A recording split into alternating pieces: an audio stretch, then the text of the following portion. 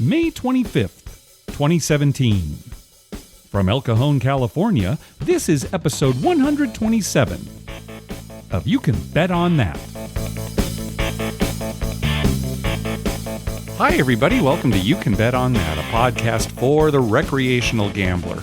My name is Mark Duvall, and sitting across from me is Dr. Mike. Hello. So it seems like maybe we've turned a corner here, don't you think? I hope so. This year has been particularly bad for us, gambling, certainly at the casino. Right. I mean, there's been a couple of bright spots, but overall Not it's been many. pretty bad. It's been bad.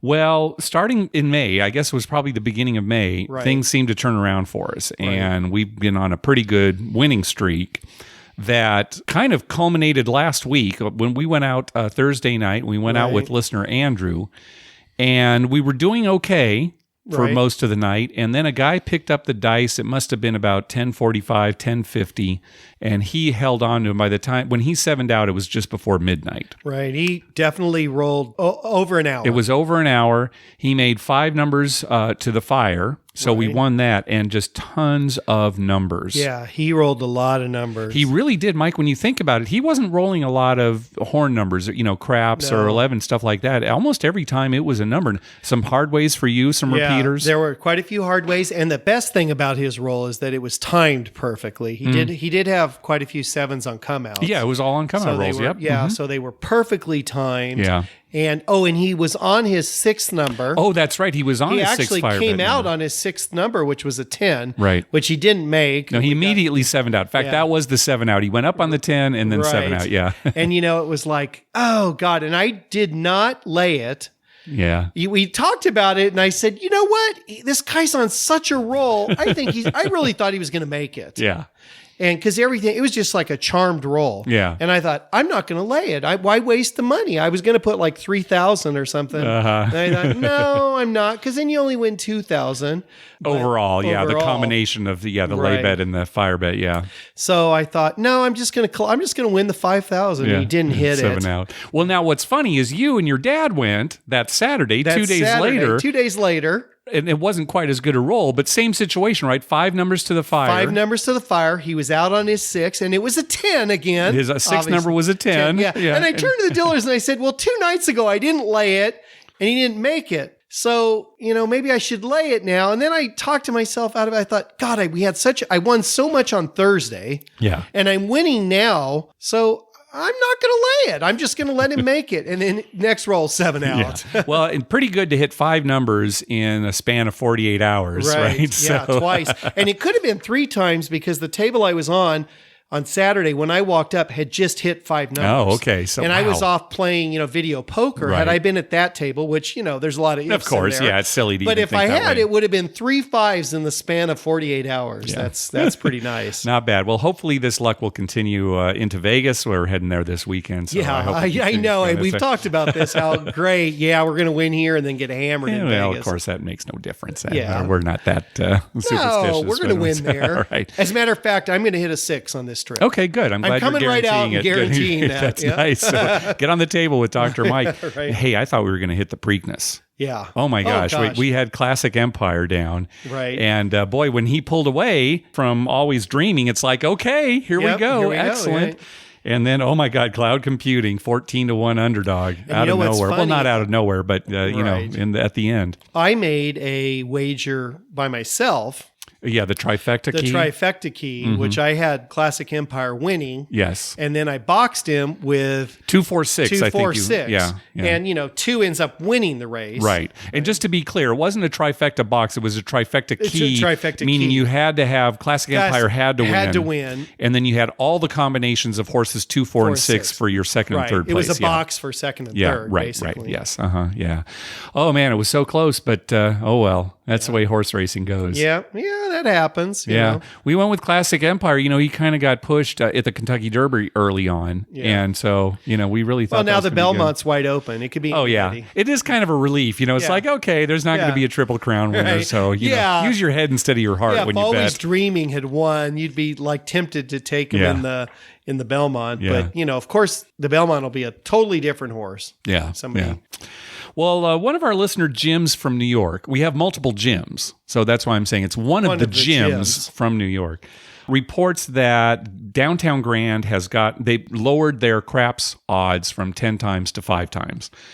And Jim basically said, well, okay, I'm not going to go there anymore. And yeah, why would he? It's kind of true, Mike. I mean, the only reason that we made that dangerous trek from Fremont Street over to downtown Grand. I'll tell you, it's not the funnest place to walk, at like 3 a.m. or 2 a.m. Luckily, we were there for VIMF. They had that big street fair going on. Right. I guess that was only during the day, but at night they still had the structure up. Anyway, yeah, Mike, they had free buy bets for a while, which was fantastic. Then still 10 times odds. Now to go to 5 times odds, you're downtown. Yeah, you know what's funny? I like that casino. I do too. It's small, but I like the way it's laid out. There's plenty of room around the craps table. It's perfect for us. Yeah, and the cruise, we like the cruise. The ones that we played with. The ones that we played with were great. So, I mean, there's everything to get us there, but now that it's just 5 times, I mean, we can play that in a lot of places. Exactly. And we don't have to walk off, the main Well, drag. yeah, 10 times odds at the D in Golden Gate, 20 times odds over at Main Street Station. Right, which isn't that far away. So you'd think that they would continue to do stuff to get people to walk over there. I know this is a small thing. Not everybody's are craps players, right? But I mean that now we really don't have an incentive to head over there anymor. Yeah. So maybe I'll put a phone call into them and tell them how disappointed we are with their casino. Yeah, tell them you're a major broadcaster. Yeah, right. You're bad-mouthing them. Yeah, we're really going to lay into you. You got to get that corrected by Sunday. That's right. Yeah, because we are going to be going downtown Sunday night. Right. And we probably will not go over to downtown Grand unless somehow the group kind of and Moss goes over there. But yeah, there's got to be some reason to get me there. Yeah. I mean, I still like 5 times odds. I mean, it's not like we're going to avoid the place. It's not like we're angry. It's just that, well, do you want to walk over there? No, let's just duck in here to the D. Right? Yeah. I mean, the only way we're going to get there is if somebody else says, hey, I'll meet you over there. Sure. Somebody's there we're not, or something. I mean, otherwise, I can't see us going there, right? We'll be at the D. Yeah. So last Sunday at the Tropicana in Atlantic City, 14 people were stuck in a broken elevator for anywhere between 4 to 6 hours, depending on the report you read, from about 1 a.m. to 6 a.m. Now, according to the Press of Atlantic City, it took nearly 2 hours for repair personnel to arrive. 2 hours. Well, it was 1 a.m. I understand, but 2 hours? Yeah. Well, anyway, rather than wait, firefighters began lifting people out of the elevator one by one with harnesses and ropes. Now, Mike, it was one of these elevators that only goes to the higher floors of the hotel, right? All right. You know how so it doesn't service all the floors, right? You know how they kind of set it up. It's like, okay, if you're on floor 2 through 14, you get on this elevator, and if it's 15 through 30, you get on. Right. It's a way to it keeps things moving. Yeah, right. So you're not stuck on an elevator for a long time. Well, it was one of the ones to the higher floors. So this elevator was stuck between floors 6 and 7, where there were no doors. Okay. The next floor above that had a door was the 15th floor. So oh, really? Yeah, so they had to lift people out of the elevator all the way up to the 15th floor. From like 6.5 to 15. They said it was about 100 feet. That's a lot. That'd be a scary lift. It sure would be. I know. Well, now, did some firemen somehow get down in there? Did they? Yeah, so they got down from the 15th floor down there, and one at a time, harnessed them and set them up like that. What do they do if it's someone like my dad, some elderly guy? Is they not going to harness them up. I mean, they can. I'm sure might not be a very comfortable ride for them, but 14 people. Yeah, 14 people were on that elevator. Oh my gosh! First of all, who gets in? Who's number 14 in the elevator? Oh, hold it. Yeah, hold it. One more? Got room for one more? Oh, my God. You know what? Just as an aside, on a serious note, thank God we have firemen. Oh, are you kidding? People like that. I mean, there are people who are willing to do that. I don't know that I'd do that. I just like, well, it'll eventually open. It's right. The guy will be here in a while. I'll tell you, as a kid, I had a fear of elevators. Not like a phobia, not like a clinical phobia, but I don't know if I saw some show where people got stuck or whatever, probably saw some disaster or something, Yeah. So I had a fear. So, even now, I'm okay on elevators, but I still kind of think about it. I always go to the bathroom before I get in an elevator because I'm thinking, well, it's going to be right there in the hall. That's right. An elevator, no. Well, I'll tell you what. There was an episode of Impractical Jokers where the one guy, Sal, they set it up so he would get stuck in an elevator or think he was stuck. he wasn't really stuck. Well, did he know that he No. wasn't stuck? Okay, No. so they were playing a joke on one of their own. They're playing a joke on one of their own, Okay. and they made it seem like he was stuck. And he has a phobia of cats. And he's also a germ freak, right? Okay. So he's in the elevator, and there are two actors in there with him. One of them's a lady with a cat, and it's a hairless cat. So even freakier, It's a scary one. The scary cat. And the other guy's sick, and he's like coughing and sneezing and everything. And he thinks he's stuck. He's actually at the floor, just the door's not going to open. Okay. And so they're like, he's hitting the button, and they're talking to him, and like they're the fire department. Oh, we'll get someone down to you in a while. It might be a little bit. Just hang on. Can you imagine though if you're a phobic like that? That would be, you might have a heart attack. Yeah, right? if it were me, even though I don't have a phobia of cats or germs, I still might lose it. Yeah, I mean it's scary being in a confined space. Yes. It's like, will I ever get out of here? Right. Yeah. And me, it'd be like if it was in a casino. I'm usually, my intestines aren't so good in casinos, so that might be a problem. Right? It'd be a terrible problem for you because not only would you be kind of scared, you'd be thinking, think about all this gambling time I'm missing out on. Right. What the hell? Let's get out of here. They'd have to call rolls in to me. That's right. Oh, Mike, it was terrible. It was an immediate out. Sir, in the elevator, it's a hard 8. Hard 8. What do you want to do? You want to parlay? All right, moving on. So, as an April Fool's joke, the folks over at Vegas Bright ran an article about how there were plans to drain the fountains in front of the Bellagio and replace them with a shopping plaza, which would be insane, right? This is these iconic fountains Well, there's out not there, enough right? shopping plazas in Vegas. There aren't a lot of shopping opportunities there. Well, this last Saturday, Robin Leach, who is an extremely unreliable columnist for the Las Vegas Review-Journal, reported the same thing, obviously having stumbled upon the Vegas Bright article. So some people started mocking him online. In fact, Al from San Diego posted some great tweets completely agreeing with him. Like, oh, yeah, this is happening. That's the thing to do. Yeah, that's right. I know this is happening. Good job. And I'm sure if Leach even saw the tweets, he was completely oblivious to the sarcasm. I don't know. Well, eventually MGM felt compelled to release a statement. And I'm going to read the statement here. This is how far it went. We have no plans or intention to eliminate the iconic Bellagio fountains, one of the most identifiable tourist landmarks in the world. So shortly after that, it appeared that Leach had pulled the article from the Review-Journal website. Because, Right. if you followed the link in his Twitter feed, it went to nothing. But in fact, he had just changed the headline. So the link actually changed. When the headline changed, the actual URL changed. Mm-hmm. So the article's still up there, but now it makes reference to the official MGM statement denying the rumor.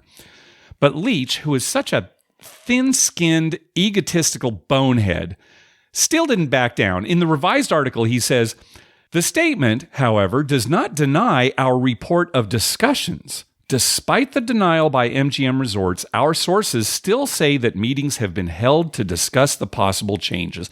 There were no meetings.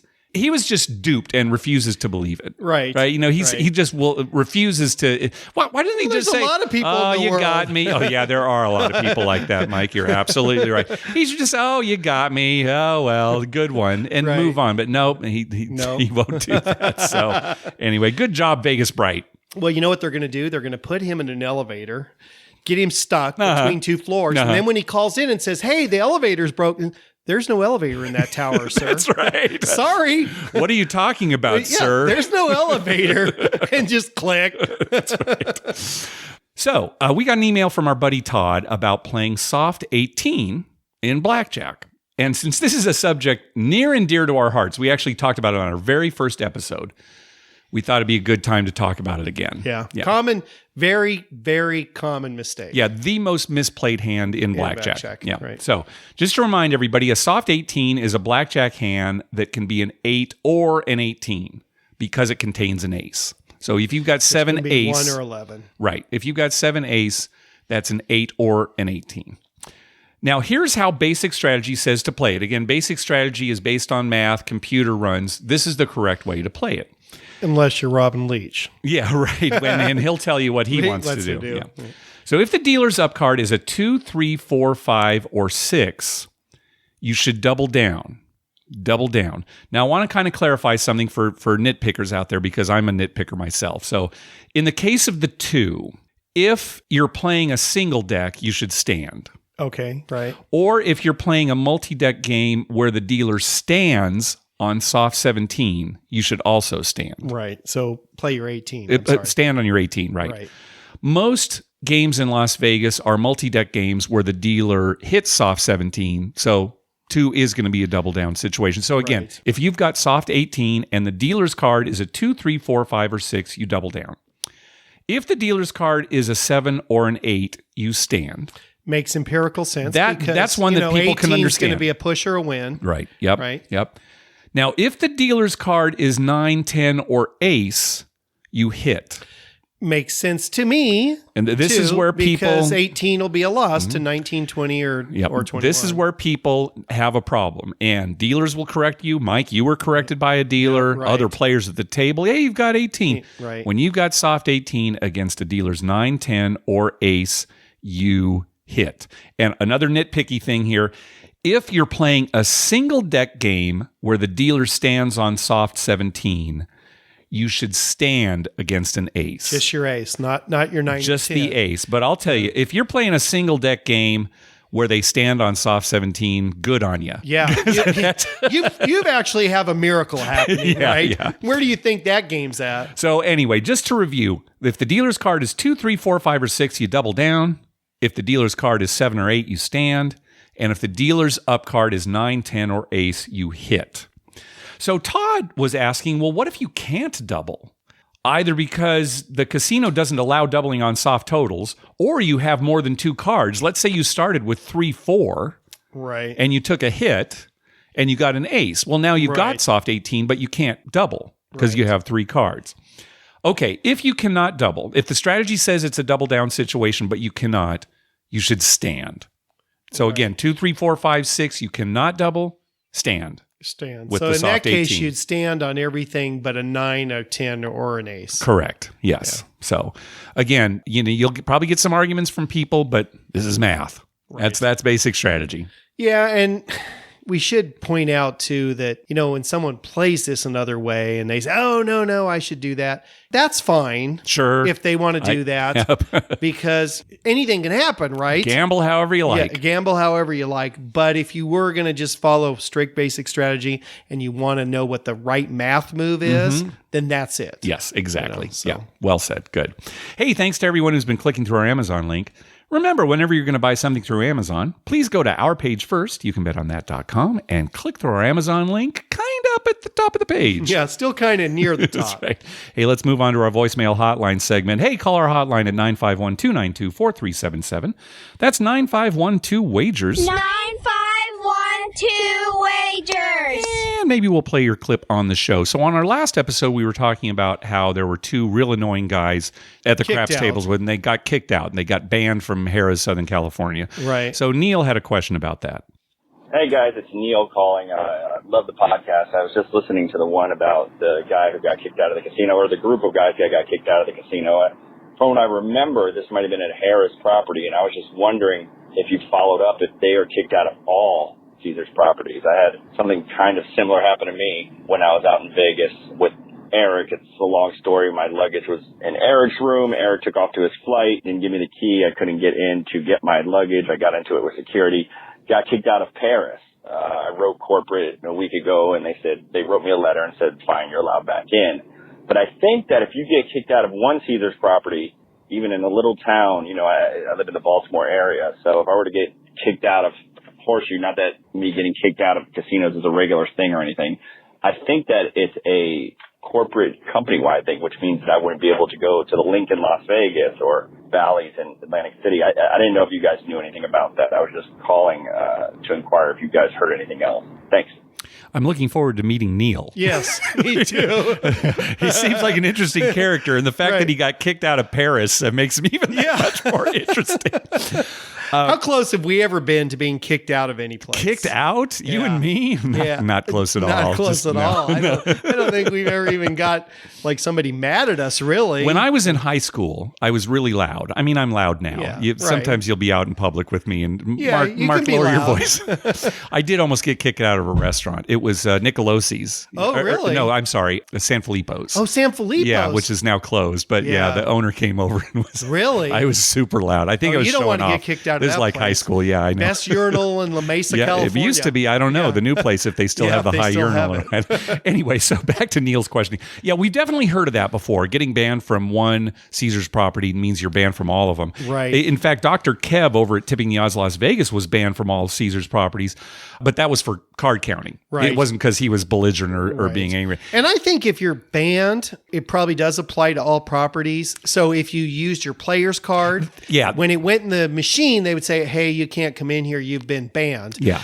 You could probably get kicked out, like if you were drunk. And they'd say, hit the road, and you'd probably be fine. I think you'd have to do something pretty bad. But I think, like in the case of Dr. Kev, like you said, if he went to some Caesars property, in the middle of the country, they won't know. No, if he didn't, especially if he doesn't use his player's card. Especially if he doesn't use his player's card. You could go in and count, right. Anyway, we actually asked one of the pit bosses up here at Harris, Southern California, and he said that no, at least as far as the guys that got kicked out there, they were just kicked out from Harris, Southern California, and it didn't apply to all the other Caesars properties. Right, so, that's what he said, and they were kicked out. They can't come back with their player's card. Right, now, and 2 years from now, they probably could come back and nobody would even remember them. Maybe, I don't know. I mean, I wouldn't recognize them for sure. I would, and probably, a couple of the dealers would, but most of them probably wouldn't. Now, it might be different if this had happened at some Las Vegas property. Right. Maybe they have different rules. If you get kicked out of Harris, the word goes out to all the places and they send pictures out. I don't know. But at least we asked, and in this case, they were not kicked out from all of Caesar's properties. Another thing, too, that Neil's story reminded me, we should tell people that if you're checking into a hotel room with like a friend, right, they usually will ask, oh, is there anybody else you'd like to put on the room, whose name you'd like to put on the room? Right. Always say yes and make sure you get your name on the room as well. Then if a problem like this comes up, you can get through it. Now, it sounds like in Neil's case, he wasn't actually staying in the room with Eric, so it didn't matter. He was just storing his bags there and just didn't have the key. But just as a reminder, that's a good thing. If for some reason, the guy who actually checked into the hotel is off somewhere and you can't find him, he's not answering his phone. And I've gotten rooms for people before. Yes, that you didn't stay in. That I didn't stay in. Yeah. Because I'm staying at another property, but I can get a free room at that place. So I get a room. Yeah. I always give them my name and then I say, oh, yeah, and put, Paul's name down or whoever because I'm not even in that room. That's right. Yeah. So, and you don't want to have to, go back up and, Mike, I'm locked out of the room. Can you come over? I know you're downtown, but I'm on the strip. And I'm not coming. Yeah, exactly. I'm not coming until they close the craps table. Exactly. All right. Let's hear from August. Hey, you can bet on that. This is August from Bath. Been on a pretty rough cold streak recently, but things are starting to pick up. We're in AC for the weekend. Got here last night and rolled the dice a few times, couldn't hit a point, and then got the dice again and managed to roll a 5-point fire bet, the first fire bet I've ever won. So that was really exciting. Then I moved to another table, and on the all tall small, all I needed was the 2 and the 12, and I just couldn't hit them. So girlfriend went to bed kind of early. She texted me back at about 11:30. She says, August, 11 hours of drinking and gambling is too much to start the trip. And I text her back, in the words of Dr. Mike, this is what we do. Exactly. Unfortunately, I didn't have any luck the rest of the trip, really. And I was just wondering, for you guys, if you're going to lose, would you rather just get crushed? Or would you rather go up and then give it all back? For me, I don't know what's worse, because just in hindsight, it's like, oh, if I had just stopped that first night, I would have had a winning trip. But who's going to play one night and then be like, oh, I'm done for Thursday and Friday? Like, no, that's not how we do it. Let's just answer this question right now. Right. I would much rather win and lose it all than get crushed. That would be me. Yeah. I know it's a big letdown, but both suck. Well, of course. I guess if I had to pick between the two, I'd be with you. I'd rather be up and then lose it all back. Yeah, because you could rationalize it at the end, say, oh, well, I'm no worse off than when I got here. Right. So. And we've done it a million times. We get up the first night and then we lose it back throughout the trip. And sometimes we go home losing. Yeah. But it's like, well, this is what we do. We come and play and that you're going to go through turns. When you just get crushed and you're like, It's so terrible. I know. And then you're sitting there, should I get more money? Should I get more money? And I mean, in my case, I do. Yeah. And then if you get crushed more, it's like, why did I get more money? I know. That's a worse feeling than Yes. just saying, oh, I was ahead. Yes. So I went down on a junket. It was like $220 for me and my girlfriend, round trip airfare, 3-night stay at Harrah's, transportation to and from the airport, and waived resort fees. It was a pretty unbelievable deal. So I will take that all day. They had single zero roulette in the high limit room, but they didn't have the normal AC rule where you get half of your money back on the zero, which I thought was strange because I thought that was a law. I didn't know that you could change that just because it was single zero roulette. Harrah's had no $5 tables really at all. No craps, no blackjack. I was listening to some past episodes and I've heard you guys talk about the Big Six and why it's called that. It's really complicated. It's called the Big Six because it's a big wheel and there are 6 ways you can bet on the 1, the 2, the 5, the 10, the 20, and the 45. So there you go. Got that figured out. A couple of stupid things I've seen so far here at Harrah's. I've seen someone on roulette bet on red and black for no apparent reason. I saw someone bet on player and banker at Baccarat, and I saw a full table of 6 to 5, and it was a $10 table, and literally 2 tables down, there's a 3 to 2 table, which was $10. You didn't even have to go to 15 or 25. It's like, what are you doing? That's I'm ridiculous. so mad. I saw a lot of poor blackjack getting played. I saw somebody split 5s, which I was just like, please don't do that. But I couldn't stop them. The last thing is that Seneca did change their comp system, and it's 1-to-1 on everything, including free play, like changing your comps into slot play. It's 1-to-1, which I thought was pretty fantastic. Of course, that's for the highest tier level, but still, that's great. Lastly, I just had one strategy for you guys to try out if you wish. So a while back, somebody called in and suggested at the beginning of your trip, you just go all out there, you place all the numbers for one roll and hope to pad your bankroll. But in looking at it, we all thought, and you discussed on the show, well, the risk versus reward just really isn't there because the best you can do is, whatever it was, make $60 and you're risking $240. So what's that going to do for your bankroll? But what if you flipped it? And I actually did this a couple of times and I did hit it once. So what you can do is do the opposite. Lay all the numbers. And what I do is I do it on the come out when everyone's hoping for a 7 anyway. Lay all the numbers for 60. So you get paid 50 on the 6 and 8, 40 on the 4 and 9, and 30 on the 4 and 10. If the shooter rolls a 7, you win all your bets. The worst case scenario, he hits one of those numbers and you lose $60, and that's really not that bad. So tell me what you guys think about that. All right. I'll catch you guys soon. Bye. Good. Thanks, August. A lot of stuff there. Yeah, let's kind of work our way back. So laying all the numbers as a way to kind of, jumpstart your trip is not a bad idea. No, it's not a bad idea. I don't see too much of a downside to that. No, the downside is they roll a number like a 6 or You 4 or lose something. $60. You lose that, and it's like, oh well, I went Everything for else, it. 2, 3, 11, 12 don't really matter. Nope, and then you just leave it out there, right? If it was a for the come out next roll. Yeah. 7s does come up a lot on the come out. Yeah. So yeah, that's not bad. You win $50. Yeah, I don't know if I would ever do it. I don't know. Maybe to start a trip. That's not a bad idea. I do think it is better the other way around. Oh, much better because you can win 50 and only lose 60. Yeah. Those are a little more equal, right? Yeah. So when you lose 60 and next time you might win 50, you're kind of like, okay, well, I down a little, but it's not bad. The other way, I mean, you get banged for 240. Well, I mean, just to be clear here, you're either going to lose 60 or you're going to win all the bets.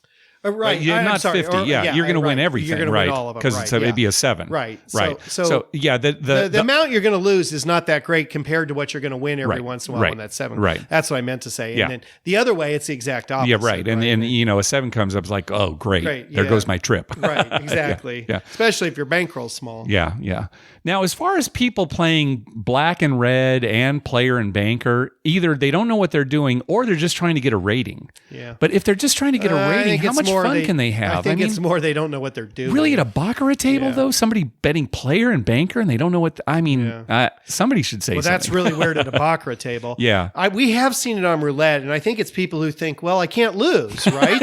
Yeah, but once they see a couple times that they're not making any money, all they can do is lose. Right, as soon as that zero comes up. So... And good. I'm glad he explained the big six. It's very clear now what's going on. Makes sense. Yep. And as far as, roulette in Atlantic City, most roulette tables in Atlantic City have 0 and 00. And they have this thing called the partage rule, where if you bet on an even money wager, like black or red or odd or even, and 0 or 00 comes up, you get half your money, or you only lose half your money is what I should say. So if you have $10 only out on there, the even money, only on the even number payout. So if a 0 comes up, you have $10 out there, they'll only collect $5. Right. But none of the single 0 roulette tables in Atlantic City have this rule. Now, I don't know if it's a law, but it's consistent. The 0 and 00 do have the partage rule, and the single 0 roulette tables do not. Less chance of a single 0 coming up. Yeah, I mean, I guess less, the other wagers, there's less of a house edge, right? So exactly. that's why they do that, I guess. All right, next call. Hey guys, this is Ryan from Ontario, California. Love what you guys do. I love your show. It's awesome. Love hearing about craps. Just started listening to you guys and can't seem to turn it off. I just wanted to give you guys a trip update. I go to Vegas about 2 to 3 times a month. I have some family that lives out there, but we still always go to the casinos. Not much at the Strip because they live a little bit off the Strip, so we usually go to the station casinos. Well, last weekend we were at Santa Fe Station. Pretty nice casino, a little bit older. Some of the dealers, they're pretty nice, and others aren't. But they have one table with the fire bet and then the other table with the all tall, all small. Well, I rolled for about 10 minutes, didn't make much money. The guy next to me picked up and rolled a 5-number fire bet, so we made some good money off that. Got to the 6 number, didn't get it, 7'd out before it happened, but, it was fun while it was going on. Yep. Let a couple more rollers go by, and then we actually got up and switched over to the table with the all tall, all small. And I was 2 rollers back, so 2 guys went, and they had decent rolls, and then it got to me, and I rolled all tall and all small. And then a couple more rolls, I 7'd out. The guy next to me rolled all tall, all small. And then he ended up having about a half-hour roll. And then the guy next to him had a all tall roll, was 1 number away from all small. We had the dealers on there. They were making good money. They were excited because they were making good money. Everyone was having a good time. Cashed in. I started with my bankroll about $400. Ended up making about $8,600. Wow. So it was a good day at the Santa Fe Station Casino. Well, love listening to you guys. Appreciate it. Thanks a lot. Yeah, 3 shooters in a row. Oh my God, that's a great day, right? Yeah. I mean, I bet your mouth is watering. Yes, because you're going to be able to play some of that this weekend. The all small tall. As soon as he mentioned stations, I think of our trip where we went to all the station casinos. That would be great, though, to be at a place like that. The only downside would be, seriously, you're at one table, and you're on the fire bet, right? And the guy makes them all. Yeah. Or if you're at the other table and some guy, makes 6 points. Sure. You just make the wrong choice. Why didn't that happen, over there? Maybe they'll let you play both tables. Back to back if they're real close to each other. We'll go to all the all small tall because you're more likely to win that anyway. Right. And it's kind of funner, really. Yeah. I mean, it's obviously fun when you hit all 5 or 6, when you hit all 6 or 5. Yeah. But that all tall smalls is exciting, right? Eric, did you hear Dr. Mike say funner? Eric contacted me and said every time he hears you say funner, he goes nuts. Yeah, well, you know what? It's actually a word now. I know. Now you have a reason to do it. I have a reason to say it because it is. Here in Southern California, that's their new ad campaign. They're in funner California. Right. So, and they have an ad I saw on the internet where they say, no, it's actually a word.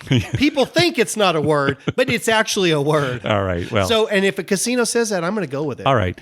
So for you grammar geeks out there, funner is not a word. Fun is not an adjective. It's a noun, so you can't say funner. I can say more fun? You can say more fun because that's okay because that's more, it's modifying a noun. Right. More, it's like saying I'm going to have more hamburgers. So you know what I'm going to say from now on? What's that, Dr. Mike? More funner. Okay, there you go. Hey, that's more funner. Perfect. You can't argue with that. All right, let's hear from Scott. Hey guys, this is Scott from St. Louis, and I love the podcast. Even though we have casinos here in St. Louis, I rarely go for real gambling sessions. I actually work next door to one and will go on lunch to claim my free plays, so that's just about it. Just take my cash and run. I wanted to tell you about how my wife and I play craps together. You know, for years I would go to Vegas with, the guys, and she would never go with us. A few years ago, she and I went out for my 4th birthday, and it was her first ever trip, and man, she was hooked. Which was cool for me because the guys never want to go see things like the Bellagio fountain show, so I can see those kind of things when I'm with her, but when I'm with the guys, we go look at other things, if you know what I mean. Yeah. Anyway, she doesn't like blackjack, so before her first trip several years ago, I taught her how to play craps. We set up a home felt and watched some YouTube videos, and she was ready, and the rest was history. We generally try to play smaller tables, $5 to $15 with 3 times odds. We'll both buy in with $300, so $600 total. And we'll start betting the lowest possible for the table run on the pass line and then back it up with 3 times odds. So, we'll each have the pass line, and then the next roll, she'll do a come bet and back that up with 3 times odds. And then the next roll, it's my turn. I do the same come bet. I'll back it up with 3 times odds. And then finally the next roll, she'll do another come bet and back it up with 3 times odds. So by this time, usually we both have the pass number, and she'll have 2 come bets and I'll have 1.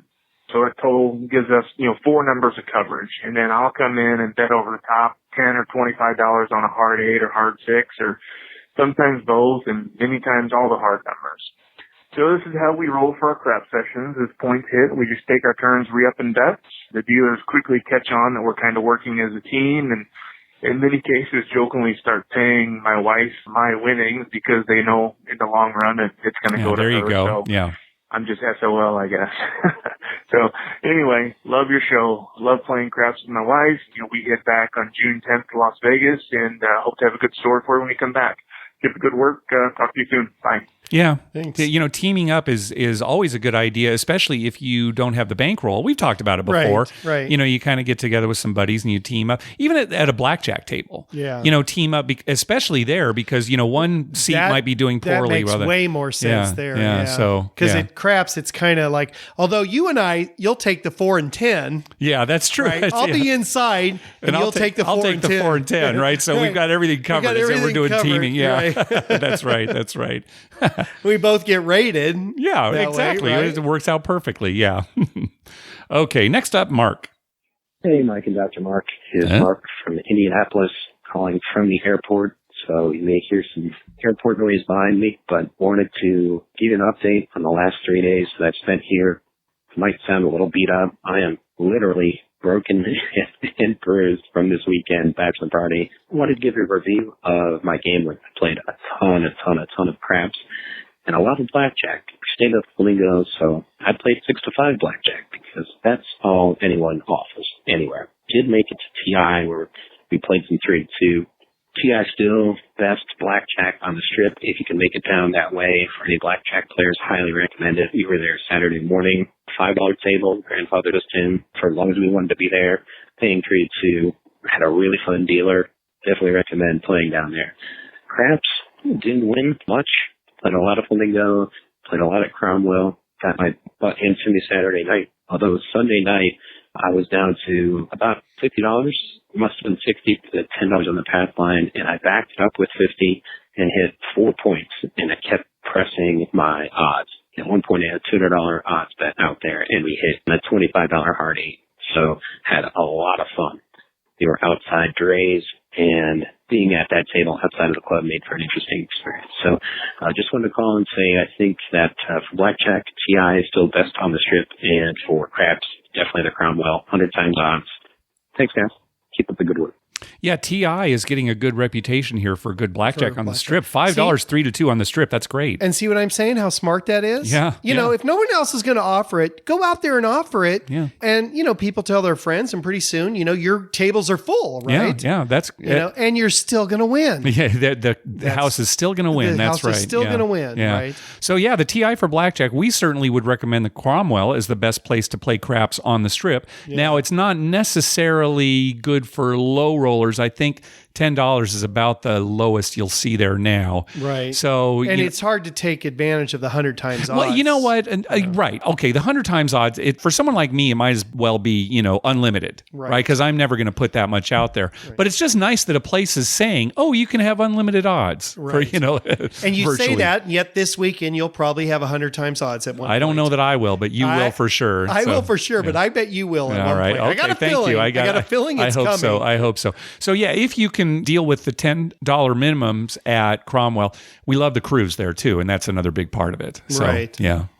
And it's a nice place to play. Yes, exactly. All right. On the flip side, Ryan actually called back. Let's listen to his second call.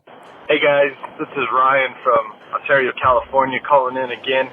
Calling to kind of give you an update on my last trip this past weekend. I went up to Vegas and I was playing a little bit at the Strip, but I decided to go downtown and I played at Binion's Craps and had an awful time with the dealers having me make sure that my shots were straight down the middle and all the way to the back wall, and they were just giving me a bad time. And so I moved tables, and the dealers at the other table were the exact same way. The boxmen were the same. The pit bosses were all the same. They were just having a bad time. And I'm a fairly new listener. So on one of your recent podcasts, you started talking about how in a previous podcast, Binion's wasn't too good. So I went back and listened to that podcast, and I had like the same experience. It's just these people need to learn customer service. That's all I'm saying. You guys are awesome. Hopefully I can play with you soon. I love the show.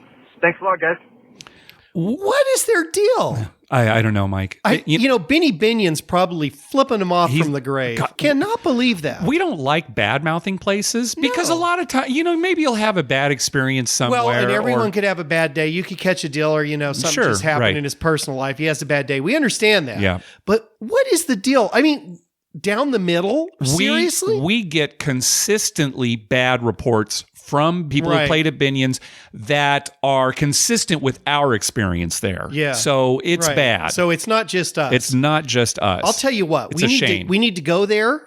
We need to roll every time just straight into the chips. Right, every time just knock them down. Yeah, knock some chips down. And after they finally get fed up and throw us out, then we can say we've been thrown out of a casino. There you go. You go. They're not affiliated with anyone else. I think for Queens they are. Yeah, for Queens, right. So, but, so... Yeah, so what? Yeah, so exactly. What? How did this culture come about? Yeah. Is it one head guy who just, was really concerned that people were sliding dice or dice control or somebody paranoid? It's a shame. He's probably watched some video about dice. Oh yeah, that's going to happen. We need to really guard that. God, consistently terrible reviews about what used to be the greatest place on earth to gamble. Right. It's a crime. It's a crime. Oh, we should go there and just roll the dice off the table every time. Just every time. Just every time. Yeah, buy in for $20. Skip off. So this is going to be my 20. You put $5 on the line just every time. I'm trying to hit the wall. I'm trying. You wall. told me to. Ryan actually called back with some more complaints about the way that the dealers acted. I'm not going to play that call, but it's consistent. It's crazy. Yeah, it is crazy. All right, a shame. All right, let's hear from our good friend Larry. Hey, Dr. Mike and Mark, it's Larry. I just got back from Vegas a couple days ago and thought I'd call in and give you a trip report. So, played some craps, didn't play any poker this time, stayed from Friday to Sunday. Saw some things that I'd never seen in a craps table, actually experienced them. I was at the Cromwell probably around 3 o'clock or so after a good night of partying hard and remembering college days, I guess. And go to the craps table in the main thoroughfare there at the Cromwell. I'm standing to the right of the stick man. I'm about to shoot, and I go to shoot, and the stick man sticks his arm out because he was talking to one of the boxmen and the pit boss. And he blocks my shot, kind of like LeBron does when he's following up at the rim, right? And the dice fall on a 6. And the stickman looks at me and he's like, he's shocked, like, what happened? And everyone kind of like gasped and they called no roll. I wasn't upset. I mean, like, all right, no roll. I did 7 out, a couple rolls later naturally, but, that's all timing and all that good stuff, right? So I then go to the link, which I absolutely love. I love playing craps at this one craps table at the link. It's beautiful. The music's always loud, and there's plenty of people walking by. I love it. So, once again, I'm standing to the right of the stickman, and the boxman has his hand kind of over the rail he was covering some of the triangles on the table that make the dice flip funny. I don't know what they're called. So I go to shoot, and my mechanics are a little off, and one of the die hits him right between the thumb and the index finger. Hits him right in the center, and it falls back in on the table. And when you know it, it's a 7. So Stickman calls 7 out. And the boxer was kind of being, we'll call him Richard, just for short. He's kind of being a Richard.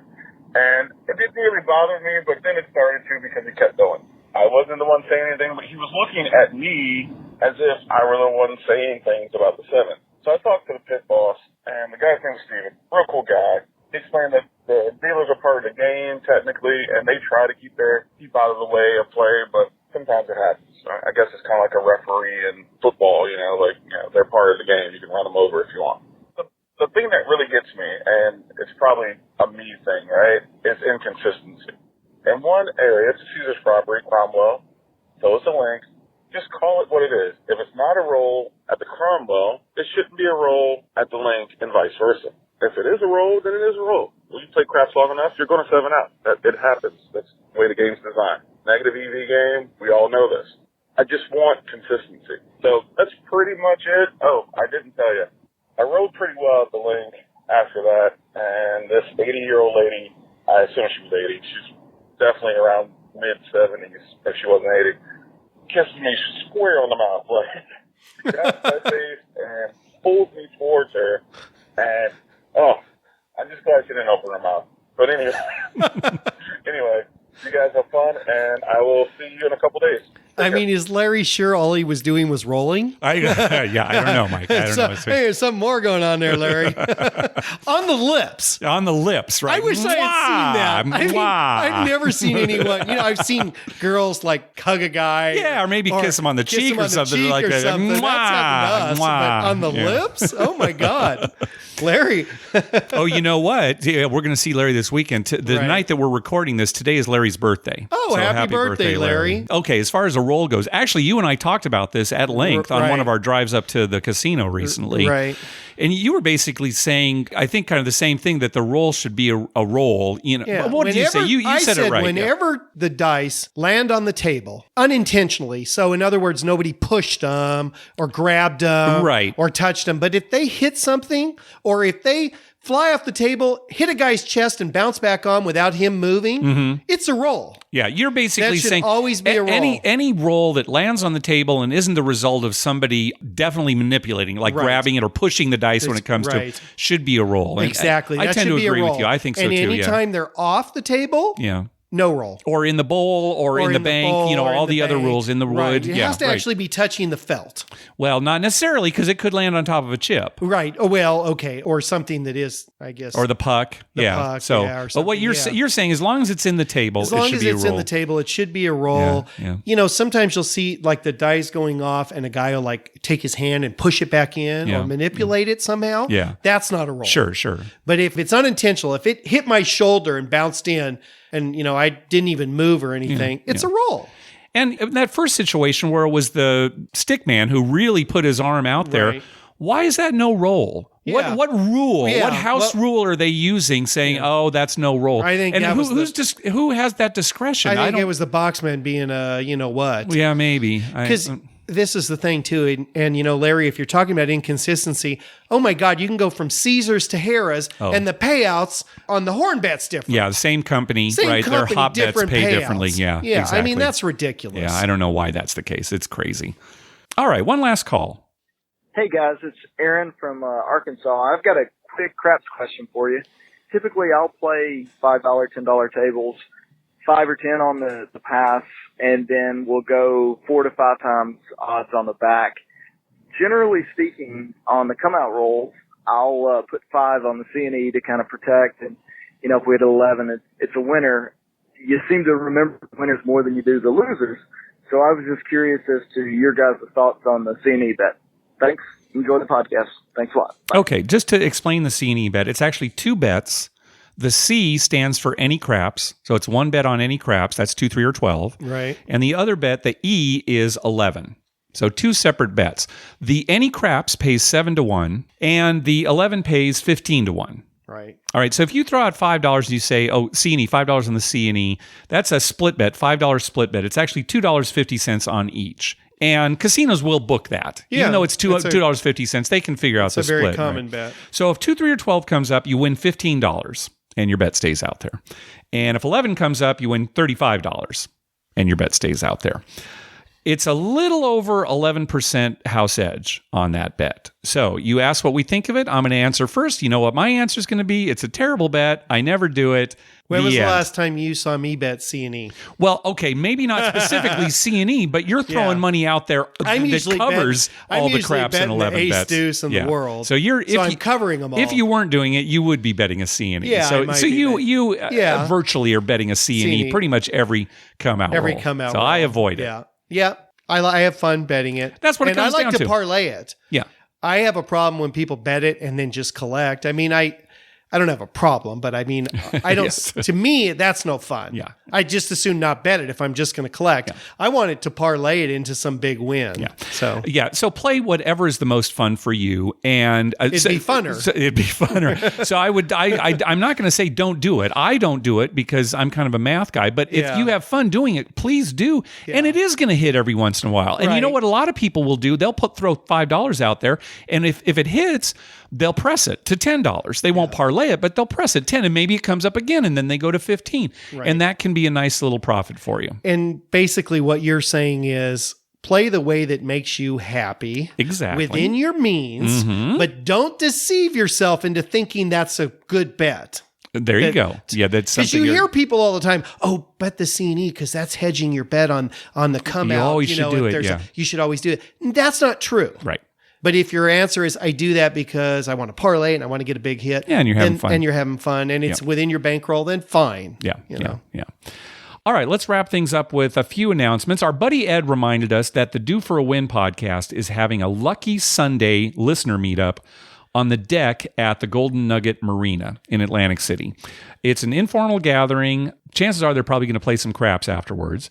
The deck has 2 bars, a live band, and outdoor blackjack, all overlooking $1 million yachts and the skyline of the Atlantic City Boardwalk hotels. Waitress service with bar food is also available. They're going to be meeting on June 11th at 4 p.m. That's on the deck at the Golden Nugget Marina. Now, for our event here coming up this weekend, remember 360 Vegas Vacation 4 this weekend, a couple of unofficial events, just some reminders. Taylor and Tara are going to see Mac King at Harrah's at 3 p.m. on Saturday, May 27th, and they're meeting up at the Signature Bar around 2 p.m., so meet up with them if you like. And then on Sunday night, May 28th, the Everything Atlantic City Casinos Facebook group is having a craps meetup at Paris at 11 p.m., and we're going to see you there. Yeah, it's funny because I was telling my wife just last night, I was like, God, that crafts meetup it's 11 p.m., and I'm having some back issues from the last few weeks, and it's actually pretty bad right now. Yeah. I was telling her, God, I hope I can be up at 11. I hope I'm not so wiped out that I've just got to go to the room and take some drugs and go to bed. We'll dope you up. And we'll get you happy. And she's like, 11 o'clock at night playing craps, you're worried about that? She said, you'd be worried at like 3 a.m. 11 a.m., no big deal. 11 p.m. PM. Yeah. Well, maybe I might play from 11 to 11. Yeah, see, now that's more, I think that is what's going to happen. And I may need to be drugged up a little bit, but you know, that'll be no different than I'm normally. And nobody will notice the difference. Dr. Mike always like this? He is, yeah. We want to thank some people for some PayPal donations. First of all, recurring donations from Brian and Sarah. Thanks very much. And also from Zach. Thank you. We got a PayPal donation from another Brian. Thanks very much. Also from Phil. He says it's a pre-Vegas Vacation 4 Karma donation. Figured I'd do this rather than the parlay I bought at VIMP last year that fell flat. Thanks very much for that. Yeah, VIMP, that's another thing we didn't talk about. So VIMP is no more. It has evolved into the Summit, hosted by the Vegas Nerd Society. Okay. So that's the new group, Vegas Nerd Society, and it's the Summit. So that's coming up this October. Also, thank you for Andrew. He says, here is to hoping we get another 1 hour plus roll in Vegas at 360 Vegas Vacation 4. Yeah, Andrew was at the table with us when we hit that big one last week. So it's coming, that'd be great. Andrew. I hope so. It's coming. Hey, be sure to check out our TV listings showing all the gambling-related shows coming up within the next 2 weeks. We update those listings every Wednesday using a customized program to search through all the raw American TV data. Just go to youcanbetonthat.com/TV-listings. We'd love to hear from you. Call our voicemail hotline at 951-292-4377. That's 951-2-WAGERS. Or you can email us at youcanbetonThat@gmail.com. Also, follow us on Twitter at YouCanBetOnThat. We tweet when we're heading to a casino, and we'd love to meet up with you. We're going to be tweeting all weekend long at 360 Vegas Vacation 4. So go ahead and check that out. All our tweets are also automatically posted to Facebook. So if that's how you find us, you can check out there. And for people who aren't familiar with Twitter, you do not need a Twitter account to access our Twitter feed. Just go to twitter.com/YouCanBetOnThat, and you'll see all our tweets right there. Like us on Facebook at facebook.com/YouCanBetOnThat. And finally, head on over to iTunes and write a review on us. When you do, it helps us get new listeners. We're going to Vegas, Mike. Yes, I can't wait. Yes, very excited. Yeah, very excited. Too bad we're leaving Sunday morning. You know what's funny? We're leaving Sunday morning. Our flight leaves at like 10 o'clock. That's the first nonstop flight that Southwest offers on Sunday morning to Vegas. I'm surprised it's that late. Yeah, you'd think it'd be 7 a.m., right? Or 8 a.m. Or Well, the thing is, we've never left on a Sunday. Yeah, I think you're right. I don't think we've first leaving on a Sunday. I think you're right. Yes. Yeah, we've come home, I think, on Tuesdays before. Do you think maybe we've done Sunday one-day trips where like we leave Sunday morning and come back Sunday afternoon back in the 90s? You know, when we do those just go up and back? I don't know. I'll have to go. All right, I'll go. Oh, look, I'll check my records and see if it's ever happened. Check your records. Yeah. Mark keeps an accurate account of all that. He's not kidding. I know we've been gambling consecutively here in San Diego where we're coming home Sunday morning. Yes, that we've definitely done. That's happened a lot. Yeah. But I don't know about leaving for Vegas on a Sunday morning. Anyway, super excited about seeing everybody there. And, and you know, it's funny because we have so many friends now that are going. Yes. We have people that we've met through the show. It's fantastic. Yeah, that we're looking forward to seeing. Yeah. So it's not like, just you and I commiserating. We have other people to drag down. That's right. That's very good. Well, supposedly Larry is like this magical, shooter. So, maybe he'll win us Well, some big I'm going to bucks. test this out because if Larry can make some rolls for me, I mean, he won't be leaving my side. All right. That's great. Okay. All right. Thanks for listening. Good night.